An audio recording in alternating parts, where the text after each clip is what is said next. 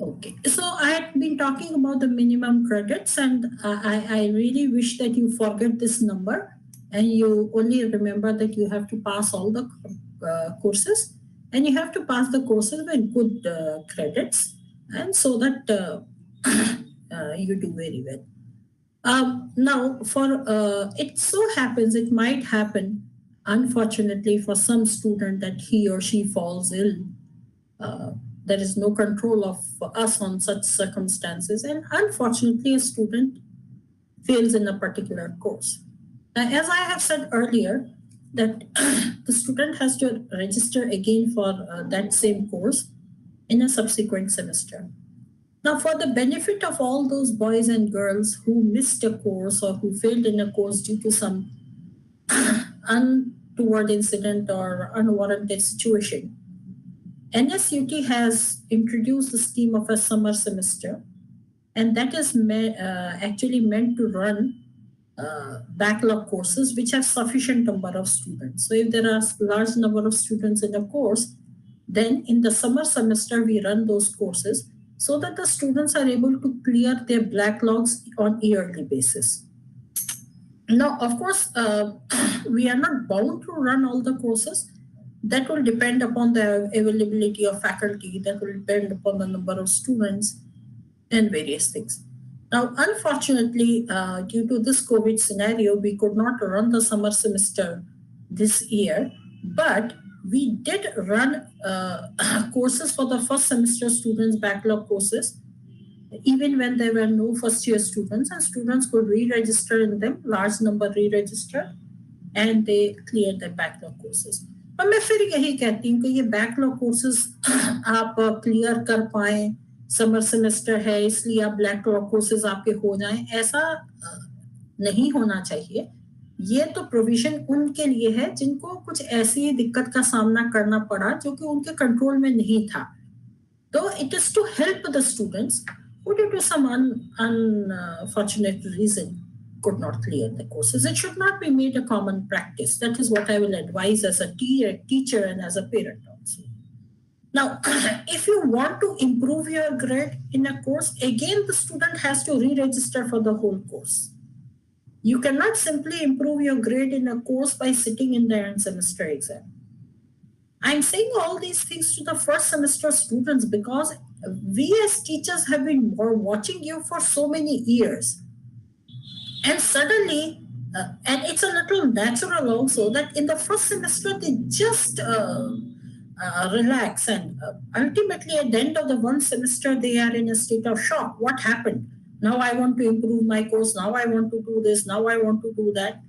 Because ultimately when you go for your placements, your CGPA also counts. There is a cap on the CGPA also. So don't do that. You are very hardworking girls and boys. You are very bright boys and girls.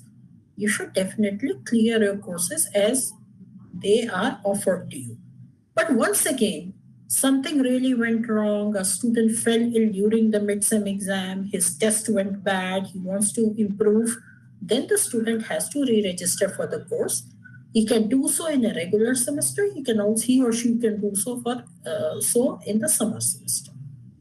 Now, this is one clause which is very important, the last clause. I try to fit in a clause into the same slide, that your overall marks, listen to me very carefully, your overall score might be 50% or say 45%. But you scored less than 30% marks in the end semester of theory and practical. Then even then you will be considered as fail. Right? Now the end semester component for a theory course is 50 marks. If you score less than 15 marks in the end semester exam, irrespective of what your total score is, a student shall fail. The practical component of the end semester is 15 marks. 30% of that comes out to be 4.5 marks. If you score less than 5 marks in the end semester practical exam, irrespective of what your total score is, a student will fail. This is something which, in spite of us reminding the students, have not taken care of, and then they are very puzzled what happened. मैंने mid sem तो अच्छे number दे दिए, मैंने assignment भी दे दी, and same पढ़ने की जरूरत ही क्या है? And then that is where the problem comes. So make sure that you score at least 30% marks in the end semester exam of theory as well as practical. End semester exam में आपको 15 या 12 जो भी applicable है उतने number लाने ही लाने हैं, और प्रैक्टिकल में कम से कम 5 नंबर आपको लाने पड़ेंगे, otherwise you will fail a course irrespective of what your total score is. Now once again, there is no need and no point in bad mouthing others and creating so much stress for yourself to do all that bad mouthing. It is part of our regulations, which you can go through on the website. Now, award of degree and medals, this is also very important. Now, the good thing is, the gold, silver, and other medals, as decided by the university, shall be awarded to the students for each branch. And amongst those students who are given gold, silver, and other medals, they will also be awarded. Actually, the students who have been awarded first division with honors and distinction, it is amongst these students that we will be given gold, silver, and other medals. And accordingly, they will have their value also. And in order to promote startup ideas and innovative projects, students who have developed and demonstrated exceptionally innovative ideas, projects, designs, they will be eligible for appropriate awards as per the university norms. Now, I think all of you must have attended the presentation on the Chhatra Vidya Sahayata Evam Protsahan course, CVPSK, where there are a large number of incentives for the students who do well. So, if you earn good grades, then you are eligible for merit scholarship. And various other incentives are also given to the students. Another incentive which is honorary in nature, which stays with you for your whole life, is a scheme which we say a first division with honors. This is awarded to students with exemplary performance. That is, if a student studies subjects amounting to 182 credits, normally a student has to study 170 credits. But if a student earns more than that, he earns 12 more credits. 12 more credits is a mere 3 more courses. जितने आपको offer किए जा रहे हैं, उसके अलावा अगर आपने 3 और कोर्सेज पढ़ लिए और उसमें आपका CGPA 8.5 आया overall, then a student will be awarded first division with honors. And this is actually given for exemplary performance, and this is really an honor for the student. And all such students will be honored during our convocation program. Now, for more details into what are the nitty-gritties and details for these award of first division with honors and gold and silver medals, you can refer to the academic rules and regulations.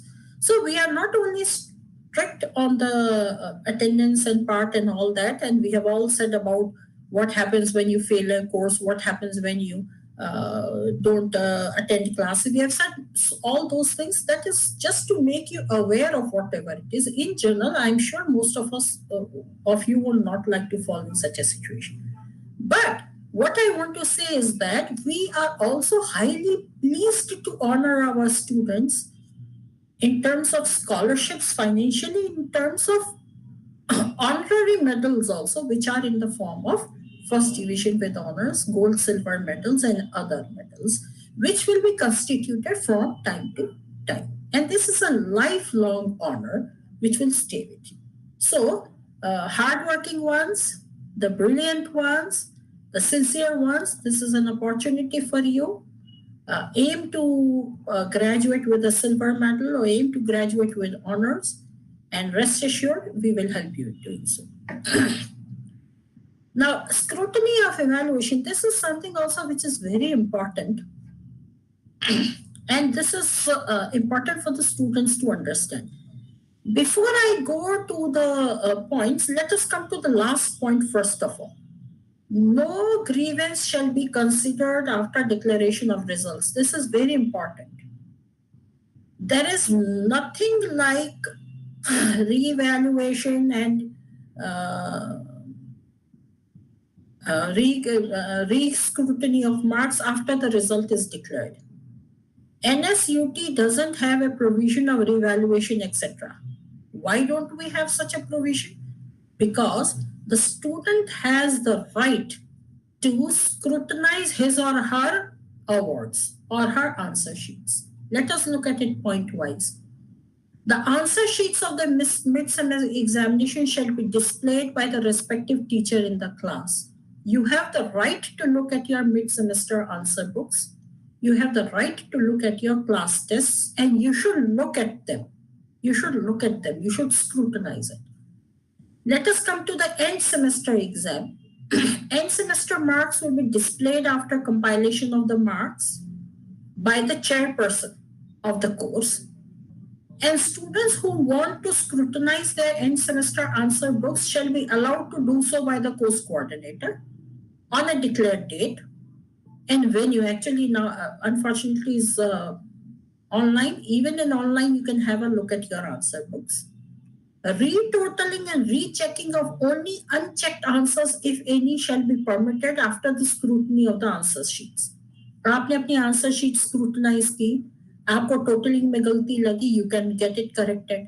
You found that one part remained unchecked after all, teachers are also humans. Some error can take place, that can be corrected.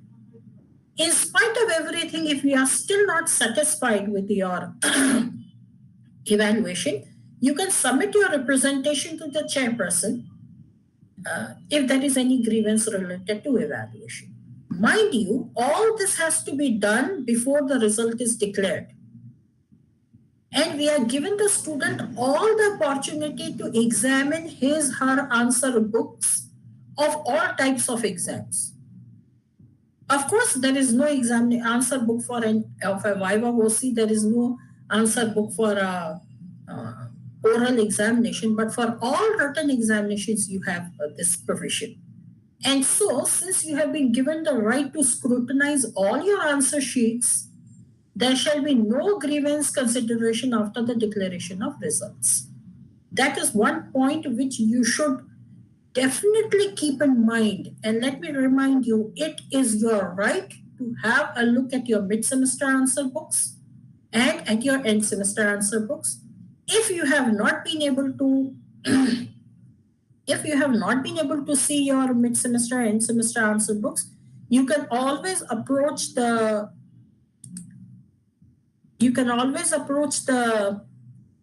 chairperson of the course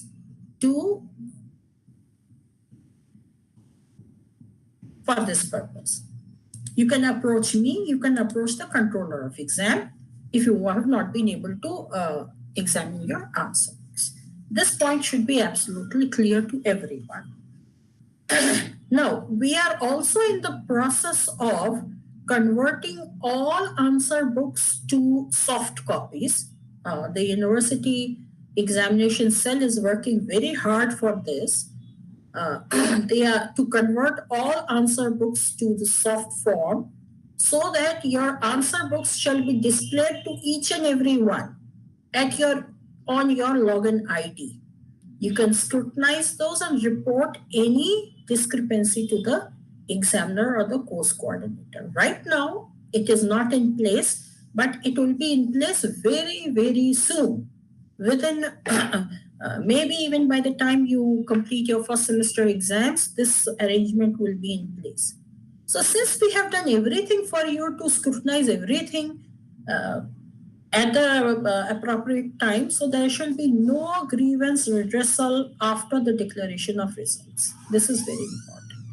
And you have the full right to examine it If you are not shown your answer books, kindly approach your teacher. If your teacher is not responding, you can approach the course coordinator. If your course coordinator is not responding, you can approach your head of department. If your head of a department is not responding, you can approach me. I mean, there are all levels of, if I am not responding, you can go to the vice chancellor, you can go to the controller of exams. So there are all levels where you can go, but make sure you examine everything before the declaration of results. Thereafter, you lose the right to examine your things, to make any grievance.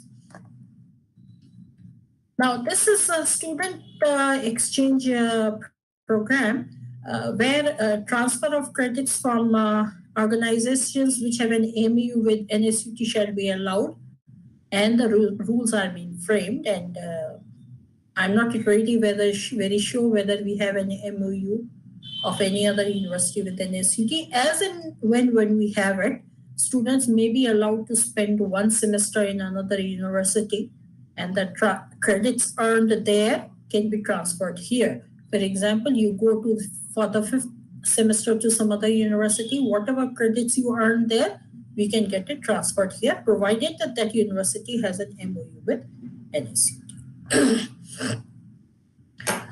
So I think I'm almost at the end of the presentation, or at the end of the academic system.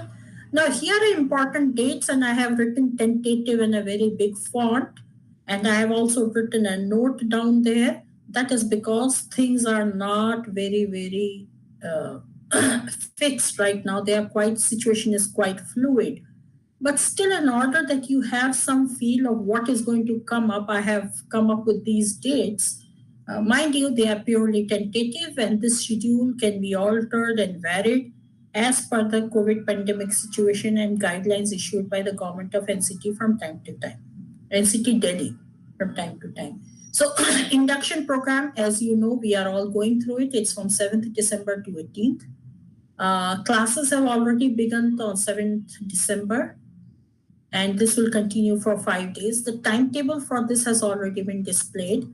I got to know that students are a little confused about the timetable. Let me tell you, the foundation elective courses has nothing to do with your class batches. You have to look at the timetable, and whatever class code is given there, you have to join that. But so far as other foundation core courses are concerned, you have to attend classes as per your batch. That is not applicable to foundation elective.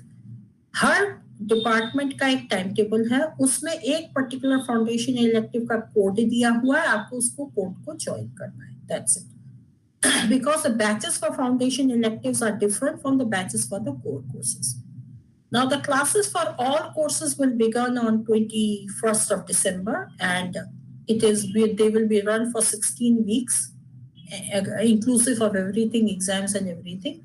And it will be run at 6 days a week. So this is going to continue. 6 days a week is going to continue till August. So parents, make sure that whatever plans you make for your family outings or family get-togethers or whatever it is, you only have Sunday. Saturday is for us because we have to accommodate this lag. And we are doing this so that our students graduate at the right time they complete their 6th semester at the right time, so that they have enough time to complete their internships, etc. Otherwise, this lag will continue, and then this particular batch might suffer in terms of internships and placements because of a delay in the schedule. So we are trying to make it up within 1 year or within semester. So because of that, I think it will be a little hectic for the children. But I'm sure we will sail through it. We will help you. We will be there to help see that everything is smooth. So last day of the first semester tentatively is 10th April, inclusive of exams and etc. Now, once again, I'm saying that this is tentative and there might be a variation in this. So don't be rushed to make some programs. Confirm before you make any program. And this is a semester break. I think it's not nice to call it a break. There's only 1 week break here. And then second semester begins on 19th April and we end on 7th of August. Again, 6 days a week. And then you have a semester break again of 1 week. And the third semester begins on 16th August. Had things been normal, we would have started classes on 1st August. So there will be some 15 days delay. And then from third semester onwards, we assume that you will come in line with the other semesters. And by the time you reach your sixth semester, you finish on time so that you can go in for your internship, etc. So these are the important dates. This is highly tentative, which can change over a period of time. But more or less, it will stay like this. That might be plus minus 1 week. That's all. Now, I understand that students might grumble here. Students might grumble here. And I do understand the difficulty. I do understand. And parents might also feel a little edgy here. But believe me, we have no option. And if we find some options, we will definitely try to increase this break period a little more so that students can relax. But it's going to become a little hectic for you till August. So brace yourself for the situation. Now, important point for parents. Again, I have come to the parents and especially to the mothers. I've been telling you to keep an eye on the children. It's not that our children are bad. Our students are good. They are good children. They are good students. But after passing 12th, I mean, this newfound freedom sometimes it takes a toll. So a student has this login ID on NSUT CUMS. And what are the things that you can see there? Registration details. आपके बच्चे ने semester के लिए register किया भी है या नहीं? You can see this. Attendance record of the student is fully available on your CUMS system. Performance in the mid-semester marks. This I won't say is fully available because there is always a delay in putting it there, but then you can always find out the teacher teaching a course, and the end mid-semester awards can always be. Final results. Final results are always available once the result is declared. It can be seen through the NSUT CMS login ID. Kushil, am I right? Results? Okay. Disciplinary matters. Now, these are some points that I have jotted down here that is based upon my experience with students. Disciplinary matters, they might get into some... Okay. So results are available. You can have a look at it. In fact, I would really tell parents that it will be a great help from your side if you monitor these things. Because after all, the aim of the parents and the teachers both is that our students pass out with flying colors. They are the best students, they become the best children and the best citizens of India. So we need to look at them a little more. And once they are set and their mind set is right and their frame of mind is okay, then we need not worry at all. Disciplinary matters में कई बार ऐसा होता है कि they get involved in some indiscipline over here. Some letters are issued to them. So their brothers and sisters are quite helpful. And they help them by hiding those letters that are issued from the university. And you don't get to know.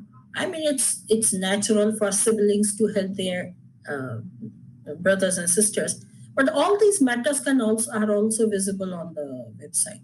So the last is fee payment. This is something which appears absurd, but it has happened that parents think that the fee has been paid, but the fee payment has not been done over here. So I think the spelling of counselor is not right. I need to correct it. But in case of any kind of problem over here, whether it is because of attendance, or it is a performance or disciplinary matter or anything, parents should feel free to contact the head of departments, the subject teachers, the deans, and the counselor. For subject matters, you should contact the head of department. For other matters, we have a counselor. She might have talked to you in one of the sessions, and she is very good and very helpful, and students have benefited from them. And of course, one big source which you should all be in touch with is the friends of your child. They also give a lot of inputs about what is going on. Right. Now, this is rules and regulations to reiterate. 75% attendance is mandatory. If not, then the student may be not allowed to appear in the mid-sem and end-sem exam, which is actually very unfortunate. Then if a student fails to earn requisite credits, which amounts to roughly 5 to 6 courses in a year, then he or she will not be permitted to register in the next year. That amounts to a loss. There should be no supplementary exam. So if you fail, you have to re-register for the whole course. And re-registration implies attend all classes, appear in all class tests, etc., etc. God be with us so that we never come through this situation. And that is it. And last but not the least, I'm not sure whether there has been any session for disciplinary matters, but we have a proctorial board over here. In case a student feels any sort of harassment or any such situation in the university, you can always approach the proctor, who is Dr. Rajiv Kumar of the Department of Computer Science, and our chief proctor, Dr. J.K. Mishra. And I am also part of the proctorial board. And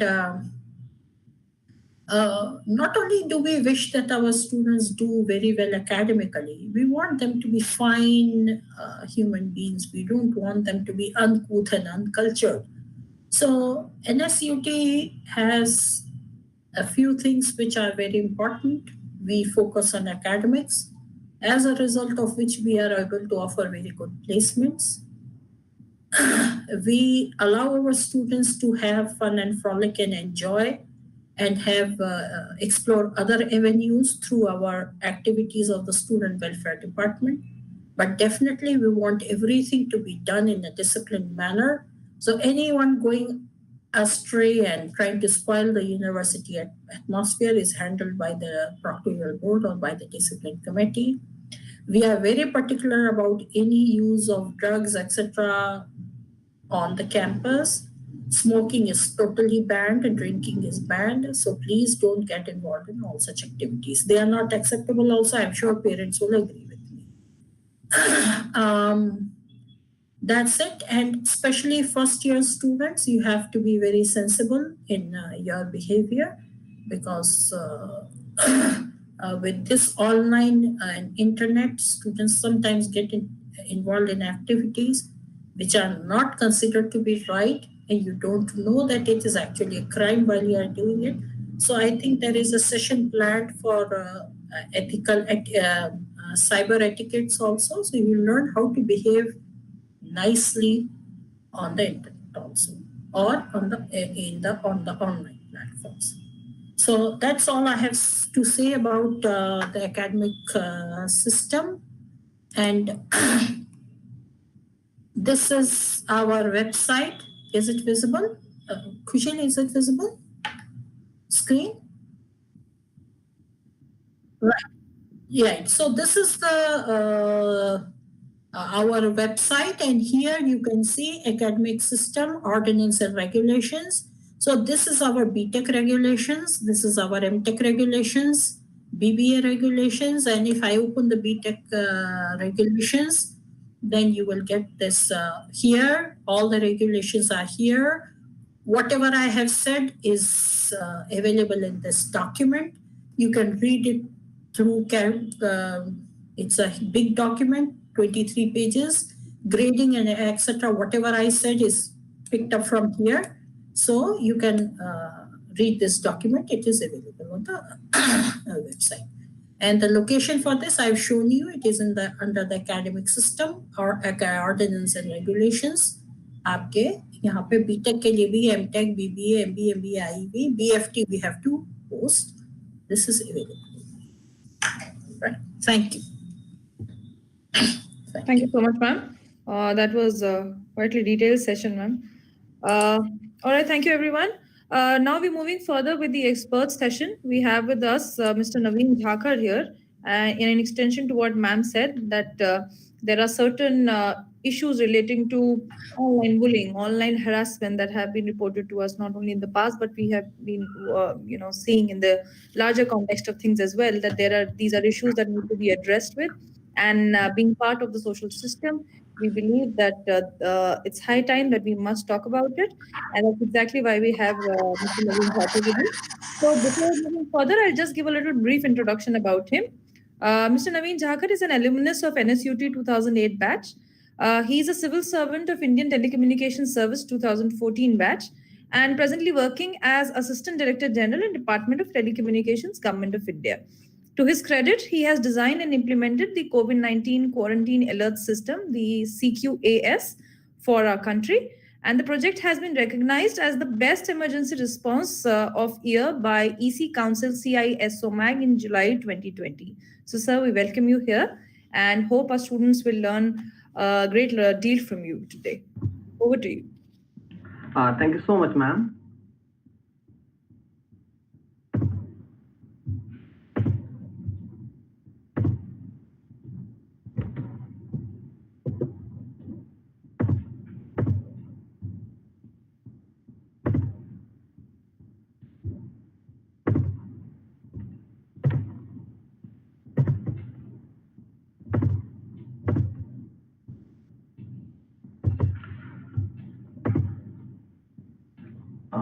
Ma'am, my screen is visible to all of us? Yeah, it's visible. Good evening, respected ma'am. Sujata ma'am, good evening.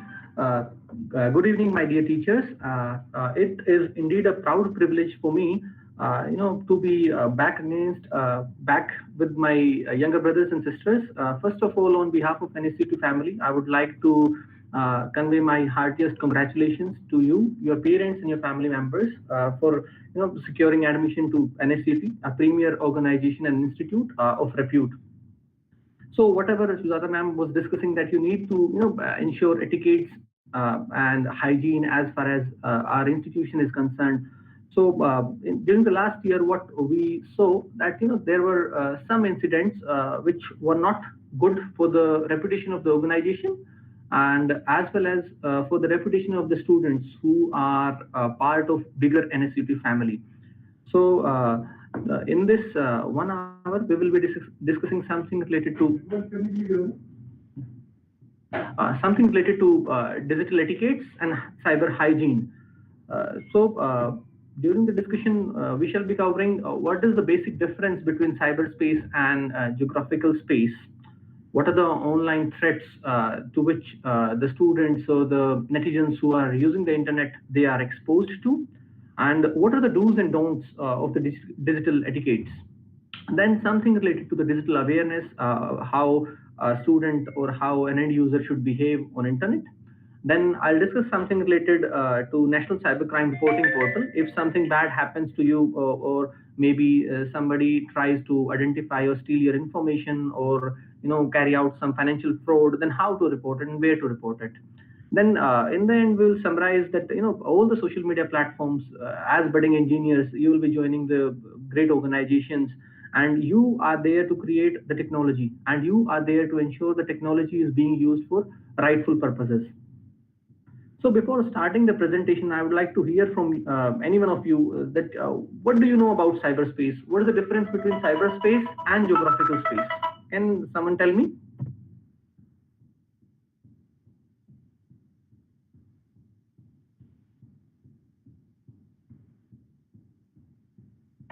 Okay. So, when we talk about the geographical space. Okay, sir. Okay, no issues, sir. So, when we talk about the geographical boundaries of any country, for example, if we talk about India, in the northern side, we are covered by Himalayas. We are, covered by Bay of Bengal on the eastern side, then Great Indian Ocean and the Arabian Sea. Then on the left and right, we are a landlocked country in that manner. So if we want to travel to, for example, if we want to travel to Sri Lanka, then we need to physically move away from India to Sri Lanka. Then we need to take a flight, or we need to go by a train, maybe till Kanyakumari, and then from there we need to take a ship on board to Sri Lanka. So this is the physical movement from where one needs to move from one place to another place to see what exactly is present in that geographical space. So that means geographical boundaries are well defined and visible. Now, when we talk about the cyberspace, sitting at this place in Haryana, I am talking to you without visiting you. And similarly, you are accessing your Facebook account. The servers are located in the US, and still you are able to access them without any movement. So this is cyberspace. Cyberspace is a world of connected computers which do not understand any boundary, any national boundary when I say, and this is invisible, through which information flows from one place to another place. The next point is the thing is digital literacy. When we say that we are literate, we are good human beings, we are good students, in the similar terms, we need to understand that we have a social responsibility attached with us, and we have to behave in a very responsible manner when we are using all the digital technologies which have been provided to us. Now, the basic crux line, if I understand that, all the information and communication technology has been provided to us. They are being designed for us for ensuring that we keep on learning. We keep on reaping the benefits of the communication technology, but without wasting any time. When I say that without wasting any time, I'll show that how much time is being wasted by the younger generation while using the social media platforms. It is not a bad thing to use social media platforms, but we need to make sure that it is being used in a rightful manner. So, we have to stay alert, we have to stay safe when we are using the internet. We need to understand what are the risks that are present on the internet. So this is a very simple slide showing the time spent by an average human being in doing different activities. Approximately the average human life is 70 years, and we spend around 26 years in sleeping. And if we look at two important things, see, when our forefathers, our fathers, the immediate previous generation was there, they used to socialize so much. But this report of 2020 initial January 2020 shows that we are socializing only 1 year and 11 months. Whereas on social media, we are spending 6 years and 8 months. So, the life has changed from physical face-to-face meetings to online platforms only. For example, the way we are wishing each other the greetings of the festivals. Now, this is an important thing we need to understand. An average human being spends approximately 1 year, 7 months on Facebook, 1 year, 10 months watching YouTube, 1 year, 2 months watching Snapchat, 8 months using Instagram, then 18 days using Twitter. So we need to understand, that we are giving a large portion of our life to these social media platforms. And, when we are using these social media platforms, the inner intent of the human behavior, maybe your aggression, maybe your fear, maybe your greed, it comes out naturally. But we need to behave in a very controlled manner because all the social media platforms are regulated by the Information Technology Act of Government of India, 2000. So, there are so many offenses, there are so many cyber crimes which have been mentioned there. So we need to understand the pros and cons of using the social media. So this is a basic slide showing the online threats to which we are exposed to. Cyberbullying. For example, when we say that I am bullying a person who is sitting in front of me, so what can I do?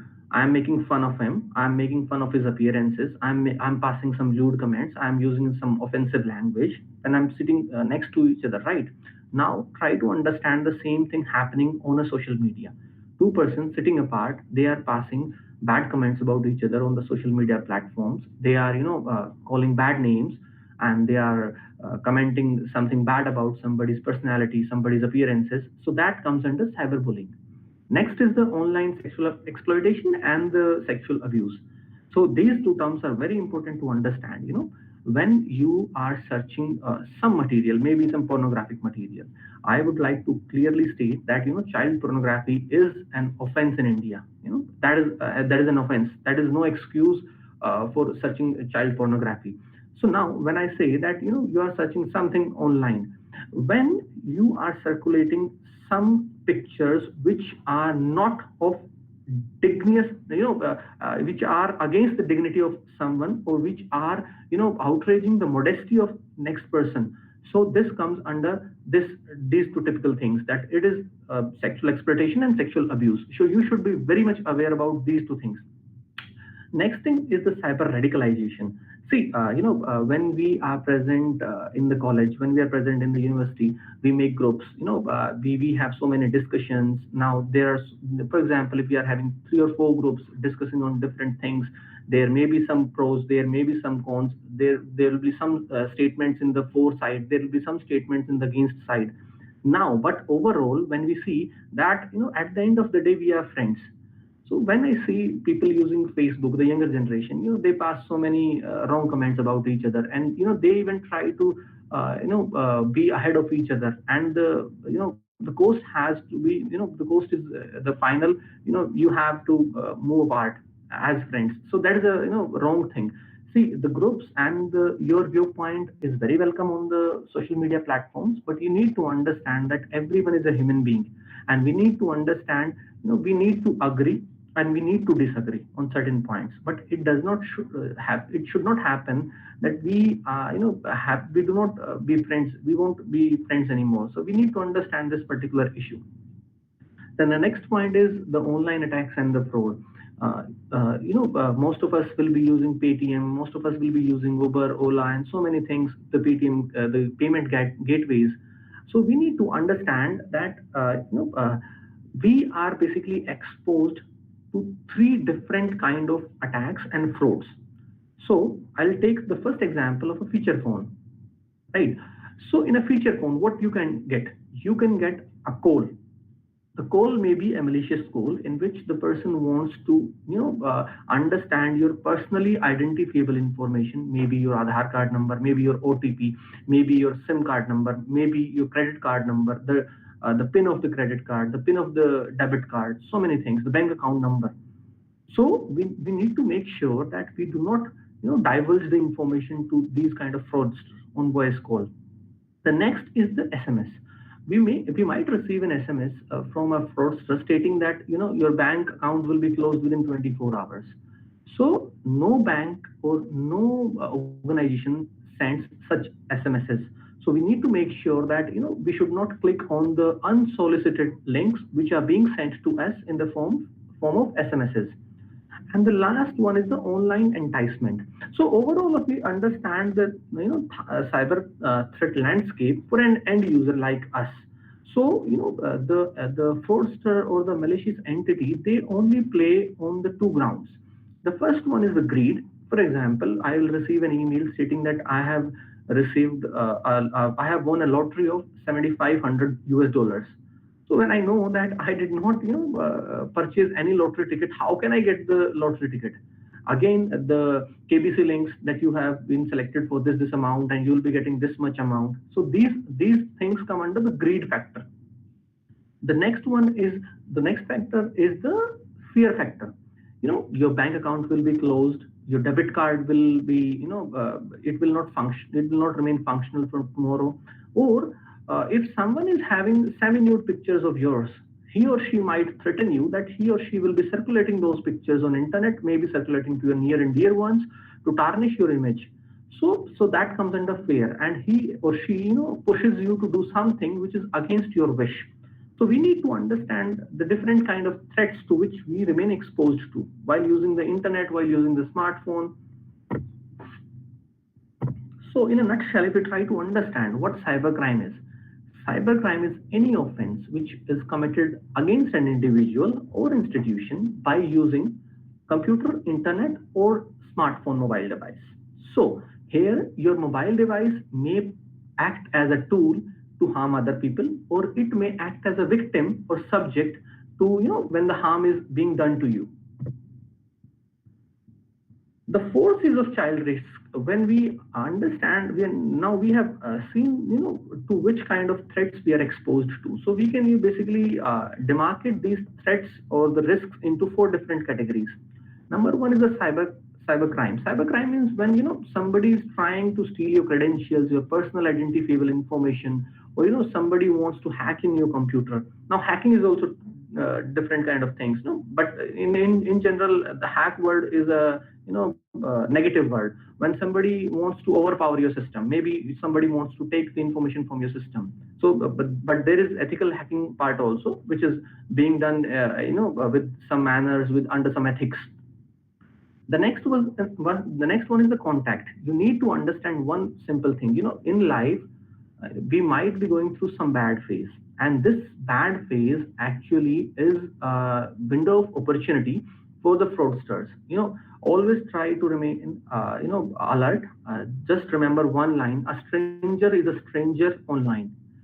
People will try to groom you, people will try to come near to you, they will try to understand your feelings, and they will try to show a behavior which is mimicking the real world behavior. While when you are feeling alienated in the real world, you seek solace, and somebody will try to soothe you down in the social media. So always remain alert when you are behaving in such a manner. So you need to make sure that you are having contacts on social media with those persons only with whom who you know personally, or who are well known to you. The next one is the conduct. Conduct means the way you behave. I'll be discussing in more detail in the next slide, but what digital etiquette means. So we need to understand that we should not bully people, even in physical world, also in cyber world. And we should not try to misuse someone's personal information. Also, we need to be aware that we should not share much of our personal information, because that might be used by the malicious persons to create fake accounts in your name. And finally, we have been witnessing these kind of crimes during this COVID-19. People are trying to make or create fake profiles, and they are seeking or demanding money from their friends. So we need to understand these kind of things also. The next is the content. As already mentioned, child pornography or sharing or viewing is an offense under Information Technology Act 2000, and it is punishable up to 7 years of imprisonment. So we need to make sure that we do not fall in such kind of traps, and we need to make sure that what we are surfing, because for every act of yours on internet, only you are responsible. And always make sure that whenever we are in the physical world, we see that we do one thing and people try to forget that after maybe 1 month, 1 year, 10 years, people will forget. But in the internet domain, it is not so. Every information, every personal detail which you share on internet remains forever at some place. So we always need to make sure that you basically publish only a valid or genuine information. So what does a digital etiquette means? So the way etiquette means the way we behave, what we are expected to behave, how a good citizen should behave, how a good human being should behave. The same way in the world of internet, how a good netizen should behave. We should be appropriate, we should be responsible, and we should behave in an ethical manner when we are using the digital technologies. So some of the golden rules, for example, we should be positive in our online behavior. We need to understand the person who is sitting next to me. Maybe he is not visible to me, and we should treat others the way we want to be treated by them. We need to understand that some things if I don't agree with a post to be shared on Facebook, I will not share it. So we need to understand that we should accept how to say no. And do not post anything that I think I would like to delete after some time, because the traces will always remain in the internet. And however smart you are, let me tell you, you will be caught one day or another, because the way law enforcement agencies, the regulators, the licensors, and the communication intelligence agencies work, they will catch hold of you. So while using the social media platform, these all are a big no. Rumors, no. Gossiping, no. Teasing, no. Cyberbullying, no. Name calling, harassment, mean words, lies, threat, everything is a big no. So I have tried to sum up, the basic etiquettes in some don'ts and some do's. So these are some don'ts. I have seen people when we used to sit in the class, some of my friends during those college days, some of them used to text while sitting in the class. That is a bad habit. We should not do it. Calling someone late at night, that is a bad habit as far as the digital etiquettes are concerned. That is a bad habit. We should not do it. Concealing your identity while using social media, that is also a bad habit. We create fake profiles. That is a bad habit. Almost 30 to 35% of the Facebook profiles are fake. And every now and then cleaning operation starts, and those kind of fake profiles, they are removed from the Facebook. So do not try to do so. Then playing audio and videos loudly in public. So it is very much important and pertinent to us. See, because the university is situated in Dwarka, and many of you will be moving in metro. So as you are not simply a student, you will be an ambassador of NSUT. So you need to behave very properly when you are commuting in public transports. So you should not play audios and videos loudly in the public. Then something related to digital drama, for example, saying bad things, spreading mean-spirited rumors, embarrassing photos, sharing of your friends on social media platforms. Do not try to attempt those things. So when we are in college or university, as Sujata ma'am told that there might happen that there is some confrontation between the two groups, and one group threatens the other group, or one person threatens the other person. That is an offense under Indian Penal Code. And similarly, when we are trying to threaten someone online using mobile device, maybe using some social media platform, messenger, or anything, that is also illegal, and you may be punished for that. The next is, as I have told, that any child or sexually explicit content, it should not be shared. It is a punishable offense under the Information Technology Act. So always be aware of this. So what are the do's? So we need to be responsible, honest, and truthful. So what I mean to say is, because whenever we are sharing something, so we need to understand that once it has been shared by my profile, then it is my liability to understand that I was the only person who has shared this. So we need to be very responsible and honest in that. And checking the accuracy of your messages or posts before sharing them. I'll show you a video also. UPS load पे चल रहे हैं, एक को तो उसको on करने को बोल दिया, दूसरा ना करीबन 15 से 20 मिनट बाद उसको बोल दिया, आप भी थोड़ा सा रिमाइंड करवा देना कि यूपीएस मेंस पे ऑन कर दी, लाइट आ चुकी है, बाकी फिर observation. I'm so sorry. So we need to understand that whatever messages or posts we are forwarding, they should be correct and accurate to my knowledge. Somebody says me that you forward this to 5 people, you will get this. Forward this to 10 people, you will get this. I need to understand as a student of science that how it is going to help me. So only the authentic information should be followed. Authentic information should be forwarded or shared with other persons. The next is, we need to understand the privacy and the confidence of other people. I see on Facebook that, a person tags 90 other people. There is no explicit consent given by those 90 people. So you need to understand that since you are posting information on social media platform, you are responsible and you basically either get the consent of the other people.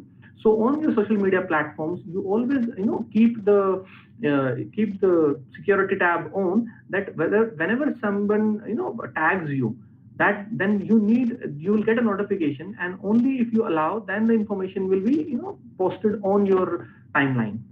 Always make sure that, this kind of authentication and security checks are enabled on your profiles. And never use technology for harming others. Now from here, I'll take a small example. A student, of some university, he was very good in data mining. He was very good in understanding the vulnerabilities, of the websites of the university. And what he did, he basically launched an attack for the defacement of the website. Now that appears very simple to you. I do understand that, as technology enthusiast, you might carry out such kind of things, but that is a cybercrime. So you need to understand the limits up to which you can use the technology. It should not be used for harming others, And the most important thing is always say no to cyberbullying and cyber stalking. Because the way I use my profile, I use my social media handle, it is my responsibility, and you should not keep on stalking anyone's profile every now and then. So one more important thing which I have observed in the Gen Next is that they are very much attached to the online gamings. I do understand that it's a good thing to play online gamings, but at the same time you should be active in the physical activities also. And NSUT it's such a big and lush green campus. You can enjoy all the outdoor sports there. The university team has been actively working on developing the physical infrastructure and the facilities available to you for playing games. So we need to understand that when we are playing online games, our brain works only in a single direction, because we learn to be aggressive, we want to win games, but that should not be the purpose of the holistic development of any student. So from my side, I will say that simple advisory is that if you like, you play online gaming, that's a good thing to do, but always be involved in the outdoor activities, because that needs and that helps you in the overall development as far as your physical, mental, and social development is concerned. Because you need to you'll burn out some calories. The mind will be at peace, and you will be able to understand that how to gel up with people, of different impressions, of different understanding, and of different culture. So this is a small video wherein you'll see that how real life and social media life is different for some persons.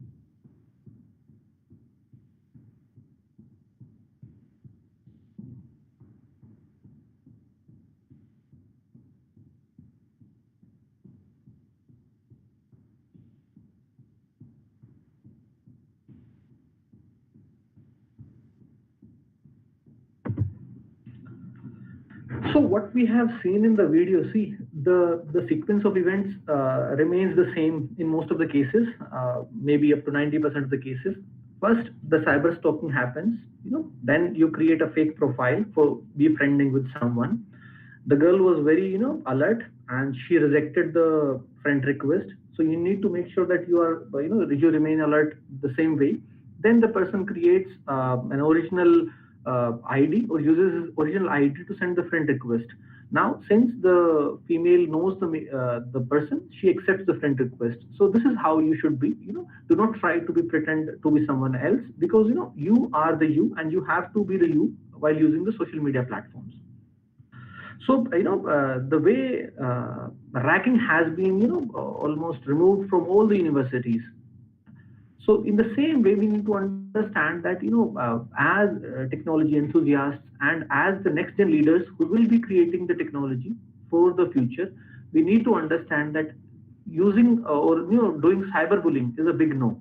And there are different forms of cyberbullying. For example, if I'm making fun of someone in the internet chat rooms, maybe I'm sending hundreds of emails to someone. Maybe I'm sending hundreds of SMSs in one go over Messenger to someone, circulating rumors about someone on internet, maybe publishing lewd comments, and then posting something incorrect information about someone. So there are so many types of or forms of cyberbullying. So we need to understand that it is a big no for us. So this is how you should go on, because whatever you are going to post, you try to think once: is it true? Yes, if it is true, then it's okay. Is it hurtful to someone? Then is it illegal? Is it necessary? Is it kind? So this is how you will be, acting as a crusader in preventing the cyberbullying. So, you need to log off from the site where the bullying and these kind of things are happening. You need to block emails or messages which you are receiving. You can even go to the National Cybercrime Reporting Portal. I'll be sharing in the subsequent slides. You need to save the message or email. And you need to make sure that whenever you are going to lodge any cybercrime complaint, then this will act as an evidence. And always try to tell these kind of things to your parents, to your elder brothers and sisters. Never try to hide these kind of things. So these two examples are related to the cyberbullying and the stalking. So we need to understand, see, on the left side, if we see that there was a girl of class 9, she was abused and threatened by a relative. She was tortured and sometimes even drugged. The relative used to send her abusive messages. This is an offense under IT Act now, and threaten her that she will tell her parents that she has a boyfriend. There's no issue in having a boyfriend, but the way he was torturing us is an offense. Now, she was scared to confide in her parents because of the fear that her parents would not believe us. Now, the way I had told you earlier, that there are only two things that will, the two factors that are going to impact you. One is the greed, second one is the fear. Now, this person is playing with her in using her fear. So, in all such incidents, she should be, she should feel free to have a discussion with her parents and clearly spell out that what is going and what is happening with her. The parents are the best gurus, and they will always provide us the best advices which are available with them. Now, this is the second case wherein a class 7 girl was blackmailed by an adult who kept on asking the girl for her nude pics. She explicitly refused every time he asked and blocked the person. Now, the blackmailer hacked one of her social media accounts and took her photos, and now this hacking of the social media accounts is a cyber offense, and just to take revenge, he morphed her photos and posted them online. This is a cyber crime under section 65 and 66. Sorry. The girl was embarrassed, agitated, and even thought of committing suicide. You should not go, go for these kind of options. You should be very brave and very strong to understand that, morphing is a very simple thing. Revenge pornography is a very simple thing which is being done by many people in social media. But you try to understand that you need to first tell your parents, your near and dear ones, then go to the National Cybercrime Reporting Portal. That is a 24/7 portal, and the complaints are handled by senior officers of the law enforcement and the police agencies, and they will always be ready to help you. Now, this is what we have learned so far. Since this is one-way communication, you will not be able to reply, but looking at the options, you can yourself understand what you need to publish online and what you do not need to publish online. For example, your date of birth, you should not publish it online. Then the verified news, you can share the verified news. Then the private photos you should never share. The mobile number, you can share with your friends but not with anyone else. Then the location, while using the Ola and Uber, the location is by default on, but there should not be a historical location to be kept always on. But whenever you are traveling by Ola, you can share the location with your family and friends. That see, I'm traveling from this place to this place, and if anything wrong happens to me, you can check where I am. Now, next is personal details. You should never share your personal details and journey trips on social media. Keep them with up to you at max or even with your friends. Then you should not publish mean and hurtful comments because that is a big no under cyber etiquettes. Then the forwarded spam messages, you should not forward such kind of messages to anyone. So what we have learned, we need to be very responsible while sharing because we need to take responsibility for all the online communications that we do. We should avoid all the posts which are offensive. We need to forward post or information or messages after due authentication only. And whatever we have discussed, see, the personal information is a very sensitive thing, and it is very easy. It takes hardly less than 2 minutes to create a fake profile on Facebook or Gmail.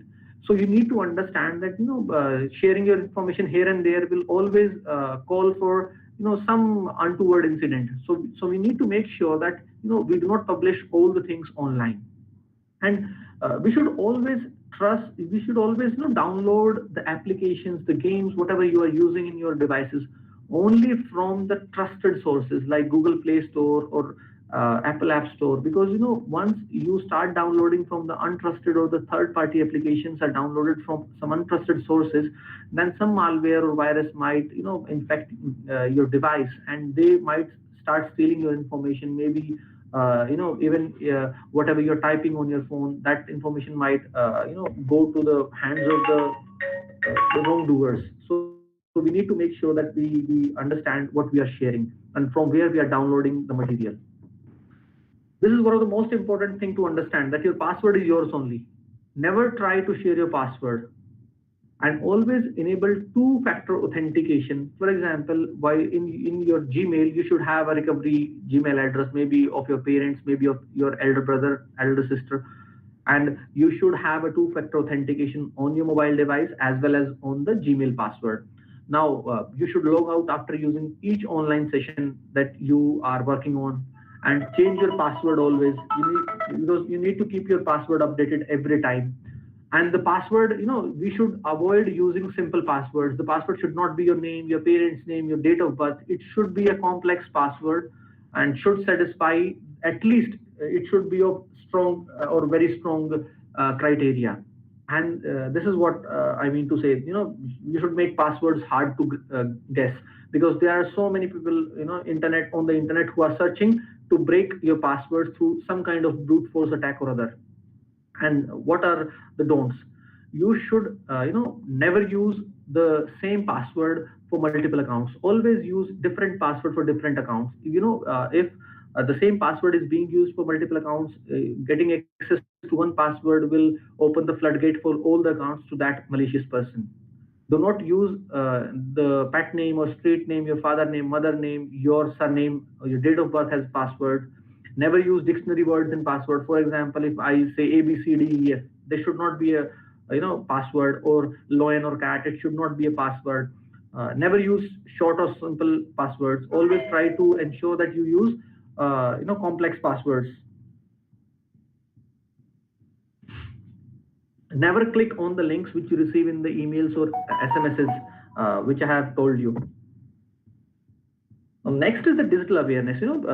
Government of India, the Department of Telecom, the banks, the Paytm, the payment gateways, the telecom service providers, everyone is coming forward to ensure that the end user remains digitally aware and he is having some kind of digital literacy as far as these cyber crimes, the fraud, and other things are happening. So you need to understand, and you should read all such SMSs which are being sent to you very carefully.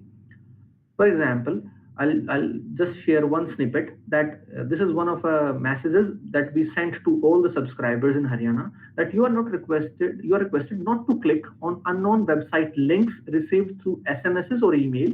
This may lead to download of virus, resulting in theft of personal information and banking scam. So you need to understand that whatever informative SMSs you are receiving, you go through them. It just takes 10 to 15 seconds. And you all know that cheating people using communication devices or otherwise is a punishable offense. So what Government of India is doing for you? sometimes it happens that by your mistake or by some kind of activity you don't understand that somebody takes away your hard-earned money. Then what to do? Then you should call this helpline number 155260. This is the online financial fraud reporting and management system of Government of India under Ministry of Home Affairs, under Indian Cybercrime Coordination Center, I4C. So what they will do, they will immediately block the transaction which is going on. For example, some money gets deducted in my device at this instant, and at this instant only I call this 155260. Then they will surely take action and prevent the digital transaction, and they will try to credit the amount back to your account. So but we need to be very proactive, and we should not show any kind of delay while reporting such incidents to the helpline number 155260, and they are handled by the law enforcement agencies in a priority manner. The next is what to do if you receive any fake call, fraudulent call, or malicious call. Then this is the most important link for you: the National Cybercrime Reporting Portal. The National Cybercrime Reporting Portal, it has been designed to facilitate victims or complainants to report cybercrime. It covers everything. All kinds of cybercrimes are involved in this, with a special focus on the crime against children and women. So we can simply create our profile. You need to register on this using your email ID and phone number. So always keep yourself registered on this website, and as soon as you face any kind of cyber threat, cyber crime, or you receive any malicious or fake call, you should report the incident on this portal, and the action will be taken at the earliest by the law enforcement agencies and the police based on your information. So you should provide authentic information and the supporting documents. For example, if you receive a fake call, then keep the screenshot available with you, because will need to upload the JPG file. The next important thing is that what to do when my mobile phone gets stolen or lost. Always store or always keep a note of your IMEI of your device. That is an identity for a mobile device. So always keep a note of this. And whenever such thing happens, you need to first lodge an FIR with the police that my device has been stolen. Get your SIMs blocked immediately. Get the new SIMs reissued. The same number will be reissued by the telecom service provider to you. Then you need to make sure that you are having the number now. Now, what you can do, the Government of India and the Department of Telecom, we have recently launched a portal which is functional in Delhi and Mumbai, that the IMEI of your device will be blocked in the network, or it will be kept on tracking, so that we can reach up to the person who is presently using your stolen mobile. So either the device will be handed back over to you, or it will be permanently blocked in the network. It will it will no more be usable in the Indian telecom network. So this is the final slide. This gives a very good message, and I guess that you guys will like it.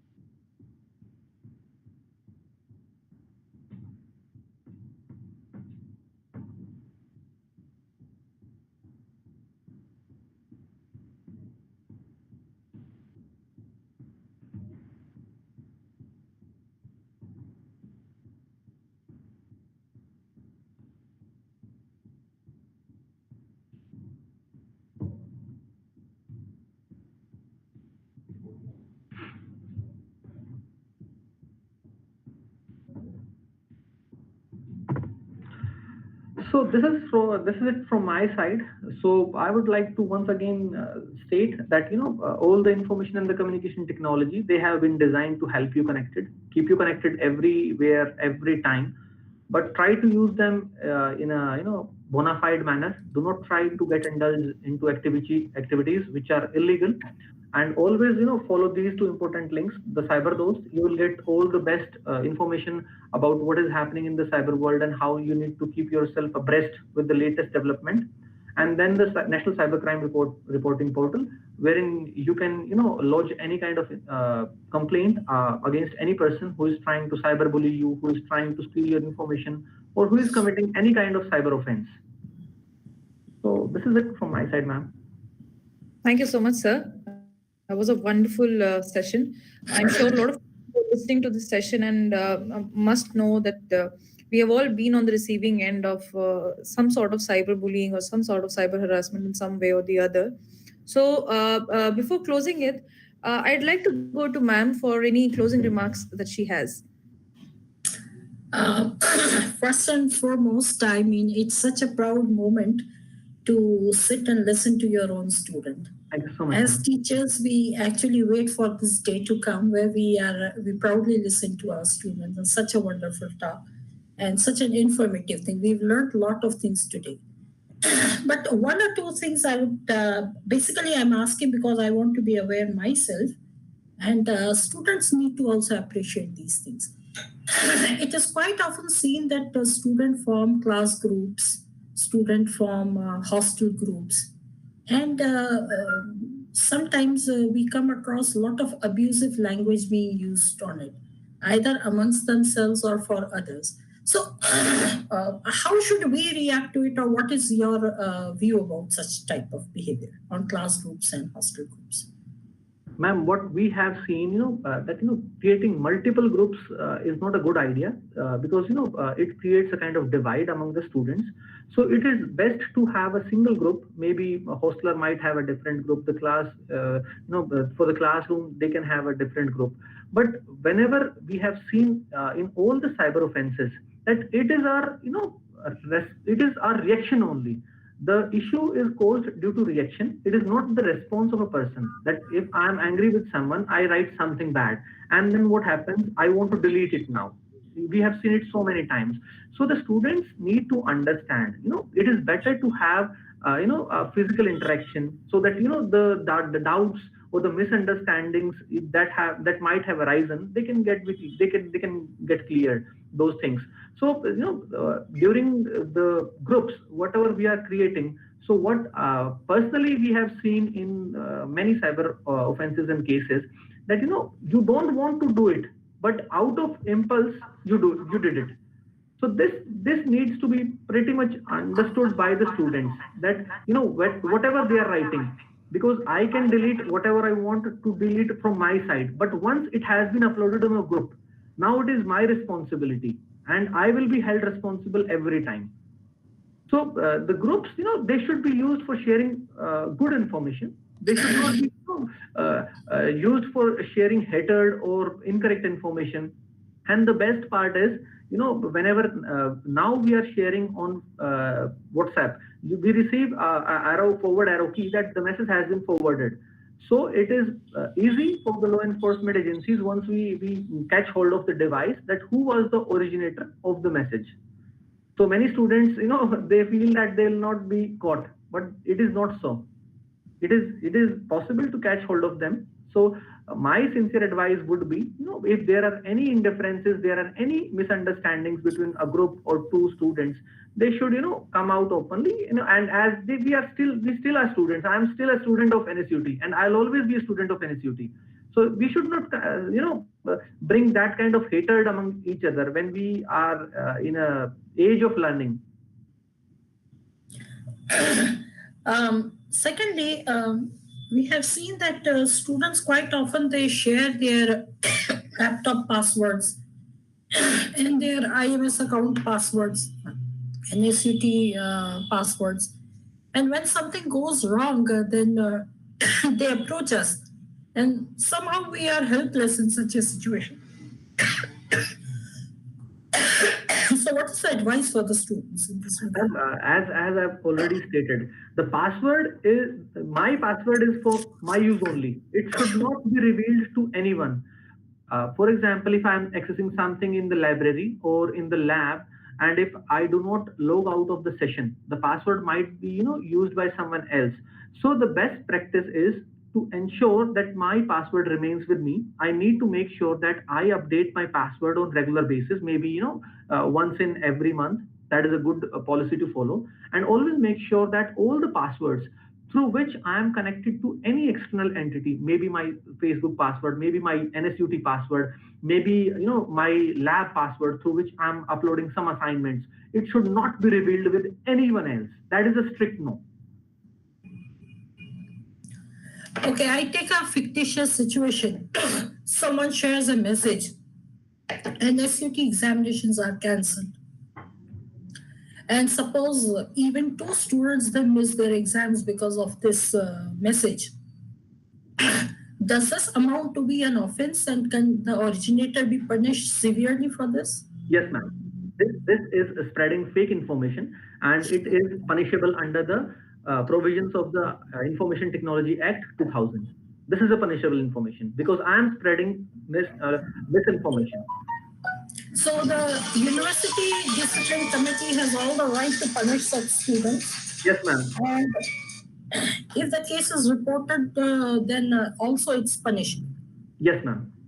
So I would sincerely advise all the students to go through some of the provisions of the Information Technology Act. There is a very informative handbook released by Ministry of Home Affairs that is known as Cyber Handbook, Cyber Safety Handbook. That is a 37-page simple handbook. You need to understand that what amounts to an offense, and the way, like you said, spreading misinformation is an offense, ma'am. Nowadays, we are having a lot of online activity in the form of classes, and we are using this Google Class and Google Meet. Yes, ma'am.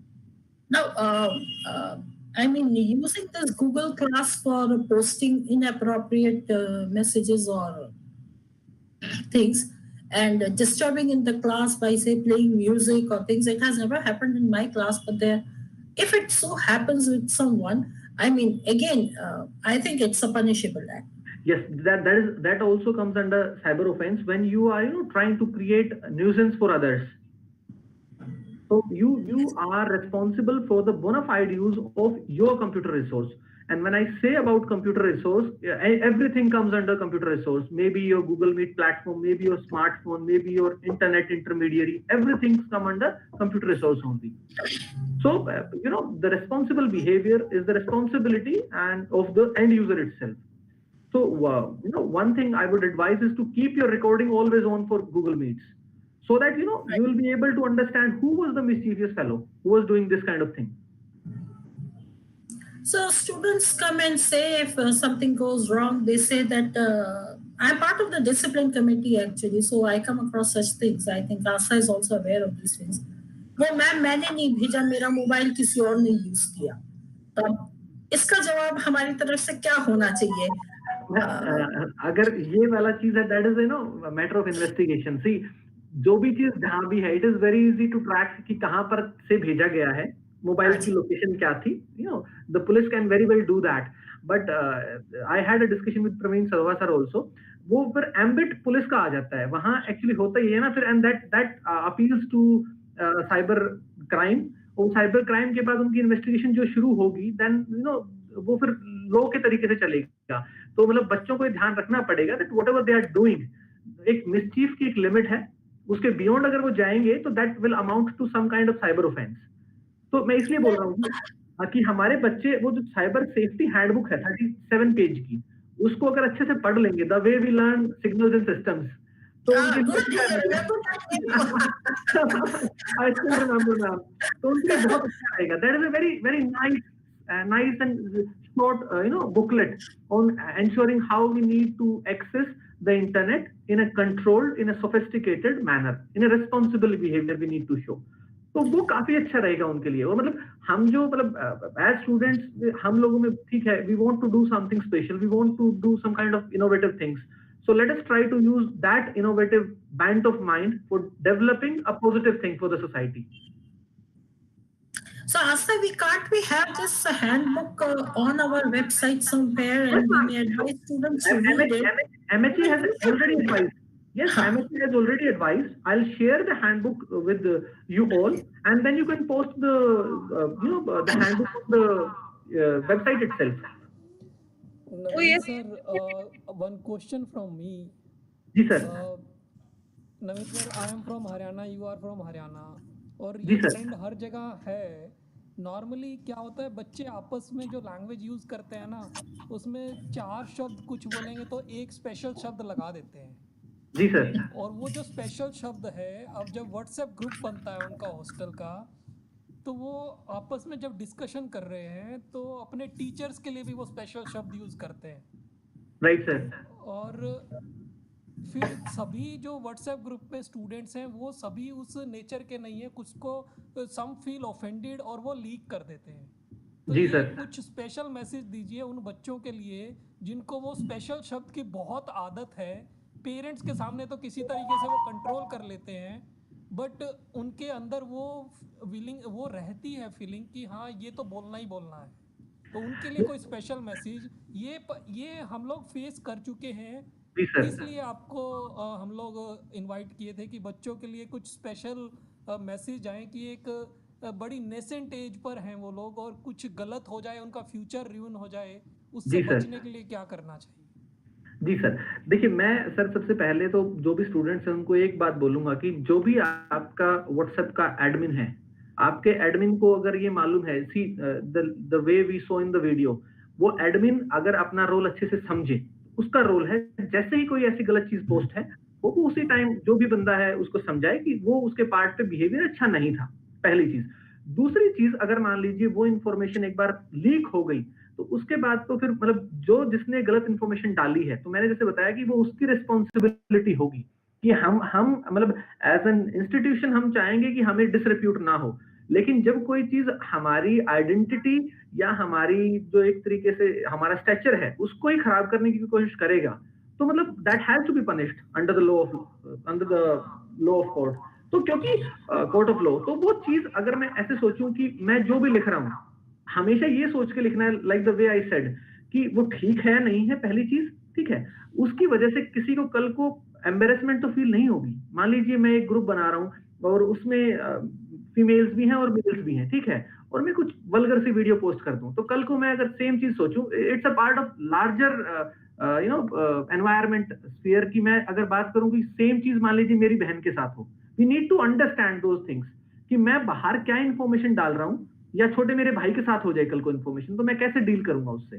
और सबसे बड़ी बात क्या है ना, लोगों को ये लगता है, मतलब ठीक है, एज यंग इंजीनियर्स हमको लगता है कि हम लोग मान लीजिए एनएसयूटी की वेबसाइट को डिफेस कर देंगे, या मान लीजिए मैं सुजाता मैम को 2 अपशब्द बोल दूंगा तो मैं पकड़ा नहीं जाऊंगा, तो ये वहम है, इसको छोड़ देना चाहिए हम लोगों को.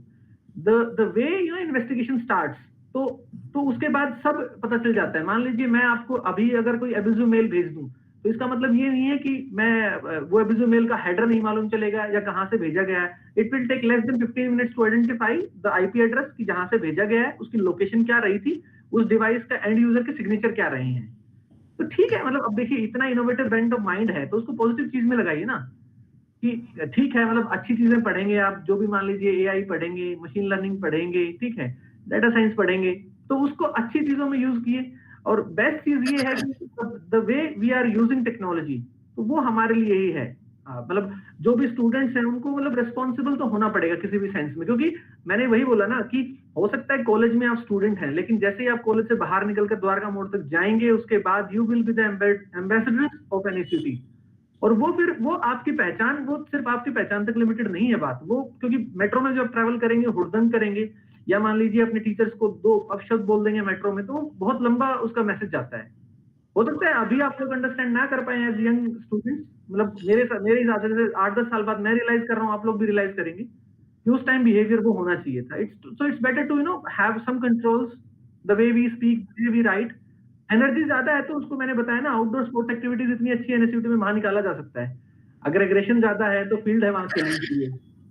एक दूसरा ट्रेंड और आ गया है बच्चों में, वो ट्रेंड क्या है कि दे थिंक कि प्रोटोन मेल जैसे जो कुछ मेल सर्विसेज हैं, कुछ एनॉनमस ईमेल भेजने की सर्विसेज हैं, अगर वो उनको यूज़ करेंगे और कुछ भी हम अपने मन की भड़ास वो निकाल सकते हैं, तो उन्हें ये लगता है कि वो पकड़े नहीं जाएंगे.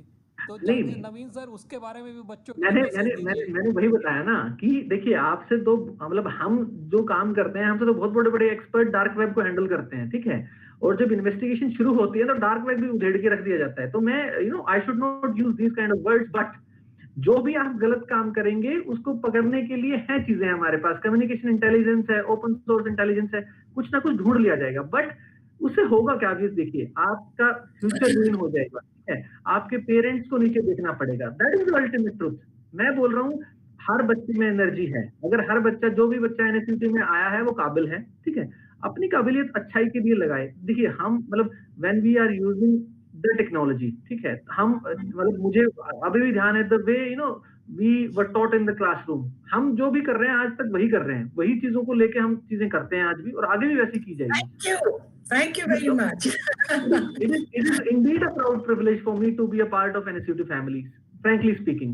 तो अब हम उन चीजों को, ठीक है, हो सकता है कि किसी में किसी को लेके कोई भी ग्रज है, तो ग्रज को मैं ऐसा ना बनाऊं कि उस ग्रज को अपनी ईगो का इश्यू बना दूं। गलती करूंगा तो डांट भी खाऊंगा, घर पे भी खाते हैं, तो घर पे तो अपने पेरेंट्स को कोई मुझे नहीं लगता कि मेल डालता होगा ऐसा गंदा, ठीक है। तो वो चीजों को ध्यान रखना चाहिए। और अगर किसी को बहकावा है तो you can write down my email ID और एक बार करके देखिए वो पकड़ा जाएगा नहीं पकड़ा जाएगा, will make sure that it happens. तो हमें कभी भी टेक्नोलॉजी का गलत यूज नहीं करना। टेक्नोलॉजी मतलब हमारे लिए बनाई गई है कि हम लोग सब कनेक्टेड रहें, आपके पास इंफॉर्मेशन अवेलेबल रहे। अदरवाइज तो हम जब रिजल्ट देखते थे तो फोटो लेना तो बहुत बड़ी बात होती थी, ऑडिटोरियम में खड़ा होके, जो एडमिनिस्ट्रेटिव ब्लॉक है वहां पर। आपके पास आज की डेट में सब कुछ व्हाट्सएप पे अवेलेबल है, तो वही चीज है, उसको you try to use it in a positive manner, I guess अच्छा रहेगा। और मतलब the way we have been taught in school, NSUT is a bigger school only if you try to understand कि वो मतलब आपको वो टिपिकल यूनिवर्सिटी लेवल का बिहेवियर जो होता है ना, वो हुड़दंग वाला बिहेवियर शो क्यों करना है, जब हमारी मतलब एक लिगेसी होती है एक कॉलेज की, एक यूनिवर्सिटी की। तो हमारे लिगेसी में नहीं है वो चीजें कि हम हुड़दंग क्रिएट करें या कुछ क्रिएट करें। आप कभी भी बात करेंगे, even in my service when I deal with people, उनको जब बोला जाता है कि आई एम फ्रॉम एनएसयूटी, तो उनको लगता है कि आई am from a school only. तो वो हमारी लिगेसी है, वो कि हम इतने सिंसियर रहे हैं कभी से, राइट। तो उस लिगेसी को मेंटेन करते हैं। डिसरप्टिव चीजें आपको करनी है टेक्नोलॉजी के लिए, सोसाइटी के लिए कीजिए, डिस्ट्रक्टिव मत कीजिए। मतलब मेरे बहुत सिंपल से प्रिंसिपल्स हैं जिनमें मतलब अच्छा लगेगा आप करके देखिए। मैं अगर किसी को कुछ ज्यादा ही मतलब इनोवेटिव करने का है तो मेरी ईमेल आईडी आप ले लीजिए। आपको जो इनोवेटिव चीजें करनी है मैं आपको प्रॉब्लम स्टेटमेंट दे दूंगा, you try to find the solution for the problem statements. So that's like NSUTian speaking, and it feels very good. Yes, ma'am. And at this point, I would like to say, on behalf of the entire NSUT and our discipline team, that we would never ever like to involve the police with our students. हम अपने ही level पे खींचतान कर लेते हैं, कान वान थोड़े से खींच लेते हैं, ठीक कर लेते हैं, और उम्मीद करते हैं इस थोड़ी कान खिंचाई से बहुत अच्छी पर्सनालिटी आगे डेवलप हो. But sometimes it is painful. Sometimes it is painful when we see our own boys and girls behaving in inappropriate manner, not for me or not for you. ऐसा लगता है जो आपने वर्ड यूज किया, NSUT ambassador, तो क्या ये NSUT ambassador ऐसा है? वैसा नहीं होना चाहिए. जी मैम. अलीगढ़ मुस्लिम यूनिवर्सिटी का अपना एक तराना है, they call it song, तराना है उर्दू में एक सॉन्ग. उसमें एक शब्द आता है, एक सेंटेंस बीच में आता है, कभी सुनिएगा, खूबसूरत तराना है. जो अब्र यहाँ से उठा है वो सारे जहां में बरसेगा बरसेगा. And they sing it in a very beautiful way. Abr means the cloud which rises from AMU is going to sprinkle all over the world. So this is like spreading the ambassadors from one place all over the world. So we want those ambassadors to be like Naveen, not someone who comes back then we don't even want to look at the face of that student. So that is the prime concern of teachers when we see inappropriate behavior in our students. It's not that the intention to punish, and it's not a police headquarters where we bring students and torture them. We try to shape them properly. So I think, Asta, I enjoyed this talk wonderfully. I learned a lot. And we would like to have that handbook also so that we can read it, and students should definitely read it. Yes, definitely. I'll be sharing that shortly with you. Yes, sir. So coming on to the closing of the session, all those who are watching right now, I'd like to say that, like, in extension to what ma'am said and what sir said, it is very important that we talk about things like this, because we have in the past had students who have discussed with us, issues like cyberbullying and cyber harassment, and you need to understand that the levels of privacy and what it is again a matter of responsibility, a certain kind of duty that you owe not only to yourself but also to the university that you are in. So please understand that it is not just about your seniors or your subordinates, but also your behavior towards your peers. That when you are in those close groups, how you're supposed to tackle, how you're supposed to manage your conduct, and these things, like both of our dignitaries have said, that they do come to us, and then we are pressed to take an action against you, which we do not want to. So yet again, that handbook which Mr. Naveen Jakhar has referred to, please go through that if you want to. If you have anything regarding any sort of harassment that you're facing within your peers or anyone else, you're free to go to your subject teachers or your HODs or your dean or say your counselor and anyone, and speak to them, and most importantly, your parents. So thank you so much once again, Mr. Jakhar, for being here. It was a wonderful session. I personally enjoyed it a lot, and I'm sure ma'am also did. She also had a lot of questions to ask, so she immediately asked me that, I want to ask some questions. I said, yes, ma'am, absolutely, we'll do that. So thank you so much, sir. Thank you, sir. Thanks so much, ma'am. And all those watching, tomorrow we'll join again for another session at same time, 2 p.m. So you'll have the same session till 16th. And Astha, today one thing is also very nice is that Naveen remembered signals and systems. After so many years. So the magic of signals and systems is great. It never leaves a student. I think we're on the campus here now. Mr. Jakhar, we should have you on the campus when students are here back again. Yes, I think we have an interview session with you. Surely, ma'am. It's important not just for first years, I think for second years, third years, for everyone to, in an OD we should have, क्या कहते हो ma'am, है ना, ऐसा एक session होना चाहिए हम लोग का. Sure. Definitely we should. ठीक है खुशी, we'll stop the live stream.